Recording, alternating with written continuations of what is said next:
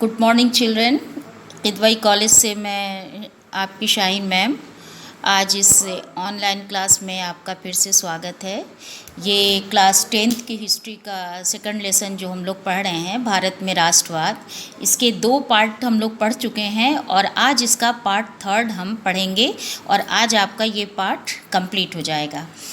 इसके पहले मैंने फर्स्ट वीडियो में यानी फर्स्ट पार्ट में बताया बच्चों खिलाफत आंदोलन है, आपको जालियांवाला बाग है। फिर सेकंड पार्ट आपने पढ़ा असहयोग आंदोलन है, सविनय अवज्ञा आंदोलन है, फिर दांडी मार्च कैसे हुआ, नमक आंदोलन है। ये इस सारी चीज़ें अब पढ़ी हैं और अब हम इस पे आते हैं पार्ट 3rd पे कि हम देखते हैं कि ये जो सविनय अवज्ञा आंदोलन हुआ दांडी मार्च के बाद, तो लोगों ने इस आंदोलन को कैसे लिया। चलिए फिर हम उसी तरह देखते हैं कि हमने आपके इस पोर्शन के जितने भी पॉइंट्स हैं उसको मैंने शॉर्ट में बनाया है। और पहले हम लोग सबसे पहले देखेंगे कि लोगों ने आंदोलन को कैसे लिया। तो सविनय अवज्ञा आंदोलन को सबसे पहले ये सवाल उठता है कि जो कौन कौन से लोग इसमें हिस्सा ले रहे थे, उनके आदर्श क्या थे, उनके वो क्या चाहते थे। तो गांव में जितने भी संपन्न किसान के लोग थे, उत्तर प्रदेश के जाट आंदोलन में भी जो सक्रिय थे, वो सारे लोग व्यवसाय फसलों की खेती होने के कारण व्यापार की जो मंदी हो गई थी, जो कीमतें गिर गई थी, उससे बहुत ज़्यादा परेशान थे। और जब उनके पास पैसे या आय उनकी ख़त्म होने लगी तो उनके लिए लगान चुकाना मुश्किल हो गया। तो लगान के बारे में हम बता चुके हैं बच्चों की सरकारी ज़मीन पे जो कर देते थे बच्चों अपने, उनके पास जो ज़मीन जिस पे वो खेती करते थे उसे ही लगान कहते थे। तो ये सरकार जो है लगान कम करने को तैयार नहीं थी, हर तरफ से असंतोष हो रहा था। किसानों ने भी बहुत ज़्यादा इस सविनय अवज्ञा आंदोलन में बहुत ज़्यादा बढ़ चढ़ के हिस्सा लिया और सारे लोग ये चाहते थे कि हम स्वराज की ये लड़ाई एक तरह से उनकी लगान के ख़िलाफ़ की लड़ाई थी। लेकिन जब 1931 में लगान को घटाए बिना आंदोलन को वापस ले लिया गया तो किसानों को एक बहुत ज़्यादा एक नाराज़गी की तरह हुई थी, क्योंकि गरीब किसान जो थे वो लगान में ही कमी नहीं चाहते थे। वो ये चाहते थे कि जो भी वो ज़मीन पे खेती कर रहे थे, ज़मींदारों से जो पट्टे की ज़मीन लेके वो ज़मीन पे खेती कर रहे थे, तो उस वक्त जो आप वहाँ मंदी आई थी बहुत ज़्यादा और जो आमदनी गिरने लगी थी, तो उनके लिए ज़मीन से किराया देना भी बहुत मुश्किल हो रहा था। और वो चाहते थे कि हम ज़मीन पे कोई किराया नहीं दें और इसके लिए उन्हें माफ़ कर दिया जाए। तो ठीक है बच्चों, इसी सिलसिले में हम आगे बढ़ते हैं और हम देखते हैं कि जो सविनय अवज्ञा आंदोलन हुआ उस वक्त जब प्रथम विश्व युद्ध हुआ था 1914 में, तो भारतीय व्यापारियों उद्योगपतियों ने बहुत ज़्यादा मुनाफा कमाया था, जो बहुत ज़्यादा काफ़ी फ़ायदा उठाया था। तो अब हम देखते हैं कि अपने कारोबार को आगे बढ़ाने के लिए जो व्यापारी थे उन्होंने औपनिवेशिक नीतियों का विरोध किया और व्यावसायिक गतिविधियों को आगे बढ़ाने के लिए वो विदेशी वस्तु के आयात से सुरक्षा चाहते थे। इसके लिए देखिए हम देखते हैं, देखिए 1920 में, स्क्रीन पे देखिए बच्चों, 1920 में भारत औद्योगिक और व्यावसायिक जो थे कांग्रेस बनी और जिसको Indian industrial and commercial Congress कहा जाता है। फिर 1927 में आ जाइए, 1927 में भारतीय वाणिज्य एवं उद्योग परिसंघ बना, जिसको Indian industrial and commercial Congress, और उसके बाद से federation of Indian chamber of commerce यानी इंडस्ट्री फिक्की बनी। तो ये सारी ये दो कंपनीज थी बच्चों, ये पुरुषोत्तम दास ठाकुरदास की और जीटी बिरला की थी, जो बड़े बड़े जाने माने उद्योगपति थे। तो ये लोग ये जो कंपनी थी, ये लोग उद्योगपति ये चाहते थे कि भारतीय अर्थव्यवस्था पे औपनिवेशिक नियंत्रण का विरोध किया था और इन लोग चाहते थे कि आंदोलन को आर्थिक सहायता दें और आयातित वस्तुएं यानी बाहर से जो वस्तुएं होती थी उसको खरीदने और बेचने से इनकार कर दिया। तो इस तरह से ये औद्योगिक श्रमिक वर्ग ने सविनय अवज्ञा आंदोलन में बहुत ज़्यादा आगे बढ़े और ये उद्योगपति जो थे, मजदूर, ये सब जो थे, ये कांग्रेस से अलग होना चाहते थे। यहीं पे कुछ एक इम्पॉर्टेंट तिथियां हैं बच्चों, थर्ड इस पॉइंट पे आ जाइए। कुछ महत्वपूर्ण तिथि है, आपकी बुक में है, आप उसको देख लीजिएगा कि दिसंबर पूरा टोटल आप देख लीजिएगा कि 1922 में कैसे चौरा चौरी हुआ। हम आपको एक बार फिर बता देते हैं पढ़ के। 1924 में किस तरह से हथियार बंद आदिवासी संघर्ष समाप्त हुआ। 29 में क्या हुआ था बच्चों, पूर्ण स्वराज। 30 में क्या हुआ था, दलित वर्ग एसोसिएशन बना था। दांडी मार्च कब हुआ था, नमक कानून 1930 में। 1931 में सविनय अयोध्या आंदोलन वापस ले रहे थे। और दूसरा गोलमेज सम्मेलन कब हुआ था, 1932 में। तो ये जो महत्वपूर्ण तिथियां मैंने पॉइंट्स बनाया है, इसका मतलब है कि आपके बुक में भी सारे पॉइंट्स हैं। जैसे जैसे हम लोग पढ़ते गए हैं तो इस तरह से ये तिथियां इंपॉर्टेंट है इतिहास में बहुत ज़्यादा, तो इनको आप जो है याद करते चली जाइएगा। चलिए हम आगे बढ़ते हैं और देखते हैं कि इसमें आंदोलन में अब आंदोलन कहाँ तक आगे बढ़ा। तो हम देख रहे हैं कि अब जो मज़दूर बहुत ज़्यादा इस आंदोलन से अपने आप को हटाना चाहते थे, तो बहुत से विदेशी कपड़े या शराब की दुकान की पिकेटिंग की गई। पिकेटिंग हम बता चुके हैं बच्चों आपको पहले कि जो भी ऑफिस थे, जो दफ्तर थे, सरकारी कार्यालय थे, उन जगहों पे जाने का रास्ता रोकने का, यानी सार्वजनिक रूप से विरोध करने का कि यहाँ पे हम आपको नहीं जाने देंगे। बहुत सारी महिलाएं भी उसमें शामिल हो गई, ऊंची जाति की भी बहुत सारी महिलाएं थीं। ग्रामीण परिवार इलाकों में भी जो संपन्न किसान वर्ग के जो महिलाएं थीं वो भी इस आंदोलन में शामिल हो गई। गांधी जी के आह्वान के बाद से औरतों को लग रहा था कि राष्ट्र सेवा करना हमारा एक पवित्र दायित्व है। तो अब सभी जो सामाजिक समूह थे वो स्वराज की भावना से ही सिर्फ प्रभावित नहीं लग रहे थे। ऐसा लग रहा था कि 1930 के बाद से खुद को दलित या उत्पीड़ित कहलाने लग गए थे। तो कांग्रेस ने शुरू में दलितों पे बिल्कुल ध्यान नहीं दिया था, क्योंकि कांग्रेस रूढ़िवादी हिंदू सनातन प्रथियों से डरी हुई थी। लेकिन महात्मा गांधी ने ऐलान किया अस्पृश्यता। अस्पृश्यता क्या होता है बच्चों, छुआछूत। महात्मा गांधी का ये कहना था कि अस्पृश्यता यानी छुआछूत को ख़त्म किए बिना ये 100 साल तक हमें स्वराज्य नहीं मिल सकता। महात्मा गांधी ने अछूतों को हरिजन यानी ईश्वर की संतान बताया। उन्होंने कहा कि मंदिर, सार्वजनिक तालाब, सड़क, कुआं, इन सब जगहों पे अधिकार दिलाने के लिए उन्होंने अछूतों को यानी हरिजन को, इसके लिए उन्होंने सत्याग्रह किया।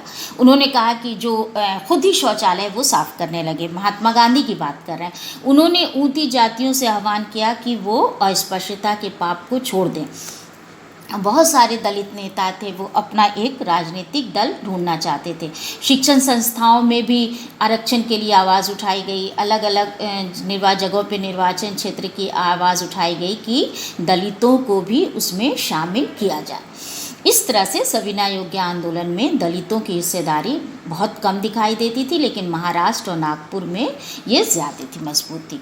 तो अब हम आ जाते हैं कि 1930 में महात्मा गांधी ने, डॉक्टर अंबेडकर ने 1930 में एक क्या बनाया था, देखिए 1930 में डॉक्टर अंबेडकर ने दलितों का दलित वर्ग एसोसिएशन गठित किया था, दलितों के लिए अलग निर्वाचन क्षेत्र। दूसरे गोलमेज सम्मेलन में महात्मा गांधी के साथ इस बात पे काफ़ी विवाद हुआ और महात्मा अंबेडकर की मांग पे गांधी जी जो थे वो अनशन पे बैठ गए। उनका कहना था कि दलितों के लिए अलग निर्वाचन क्षेत्र मांग लेने से ये जो एकीकरण की भावना है वो कम हो जाएगी। तो अंबेडकर ने फिर गांधी जी की राय मांग ली और सितंबर 1932 में पूना पैक्ट पे एक हस्ताक्षर हुआ। तो पूना पैक्ट में जो हस्ताक्षर इसी दलित जो वर्ग थे, दलित वर्ग थे, इनको ही बाद में अनुसूचित जाति कहा गया, जिनको बाद में केंद्रीय और प्रांतीय विधायी परिषद में इनको आरक्षित सीट मिल गई। तो इस तरह से अब हम आगे बढ़ते हैं तो हम देखते हैं कि कुछ मुस्लिम राजनीतिक संगठन सविनय अयोध्या आंदोलन के प्रति कोई खास उत्साह नहीं दिखा रहे थे।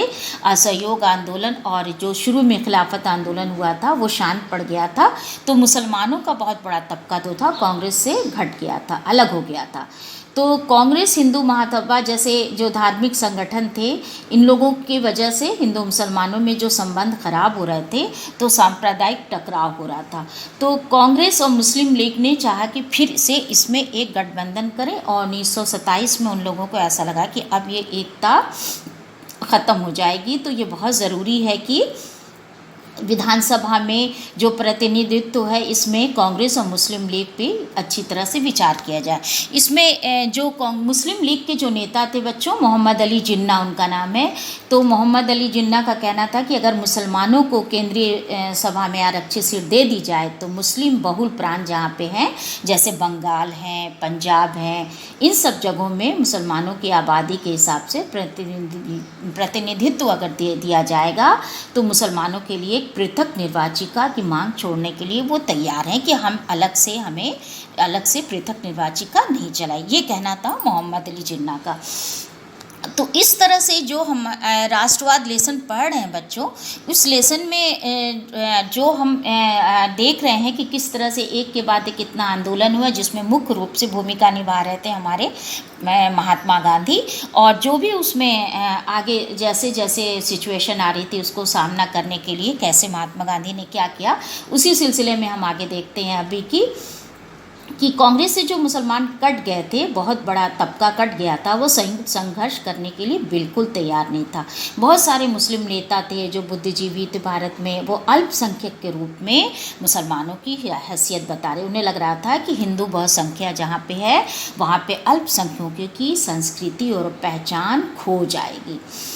तो चलिए हम देखते हैं कि अब क्या हुआ। अब हम एक पॉइंट आपका है कि सामूहिक अपनापन का भाव। सामूहिक अपनापन के भाव में हम आते हैं कि ये तो हम देख रहे हैं आंदोलन बच्चों, इसमें हम ये देखते हैं कि जब ये राष्ट्रवाद की भावना तभी पनपती है जब सारे लोग ये महसूस करते हैं कि इसी को कहते हैं सामूहिक अपनापन। यानी राष्ट्रवादी की भावना तभी पनपती है, सारे लोग महसूस करते हैं कि हम एक राष्ट्र के अंग हैं, एक दूसरे को एकता की सूत्र में बांधेंगे। जब राष्ट्र के लोगों में जब एक जैसी भावना आ जाती है तो वो एक अपनापन आ जाता है।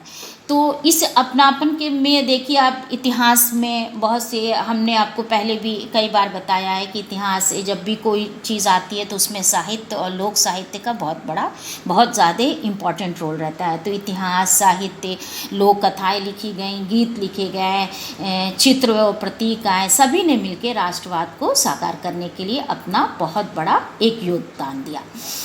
तो राष्ट्र की पहचान के लिए अब हुआ कि राष्ट्र की पहचान के लिए क्या किया जाए, तस्वीरों के माध्यम से। तो तस्वीरों के लिए 20वीं शताब्दी में राष्ट्रवाद के विकास के लिए भारत की पहचान भी के लिए भारत माता की छवि का एक रूप बनाया गया। और यह तस्वीर पहली बार बंकिम चंद्र चट्टोपाध्याय ने बनाई थी 1870 में। मातृभूमि के स्तुति के रूप में उन्होंने वंदे मातरम गीत लिखा था। कब लिखा था? 1870 में। किसने लिखा था? बंकिम चंद्र चट्टोपाध्याय। और बाद में उन्होंने अपने उपन्यास आनंद मठ में भी इसको शामिल कर लिया था। और यह गीत पूरे बंगाल में स्वदेशी आंदोलन के रूप में गाया गया। और अब हम आपको बताते हैं कि अवनींद्रनाथ टैगोर ने भारत माता की एक छवि बनाई थी।